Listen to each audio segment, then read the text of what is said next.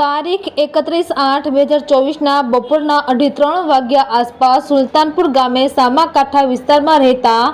નિશાબેન મુકેશભાઈ રાઠોડ ઉંમર વર્ષ 13 નામની કિશોરી તેમની બહેન મનીષા તથા તેમના ફઈ સાથે સુલતાનપુર નદીમાં તેમના ઘર સામે કપડાં ધોવા ગયેલ હતા અને કપડાં ધોતા ધોતા અચાનક પાણીમાં પગ લપસી જતા નદીમાં ડૂબી ગયેલ અને તેની લાશ 50 મીટર દૂર બેઠી ધાબીના પાણી નિકાલના ભૂંગળામાં સલવાઈ જતા તેને ભારે જહેમત બાદ બહાર કાઢવામાં આવેલ અને પ્રથમ સુલતાનપુર પીએચસી સેન્ટર ખાતે બાદ ગોંડલ સરકારી હોસ્પિટલ ખાતે લઈ જઈ પીએમ કરવામાં આવેલ અને આ કામે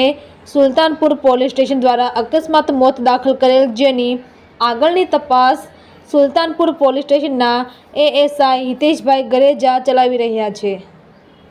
રિપોર્ટર કમલેશ રાવરાણી, સુલતાનપુર।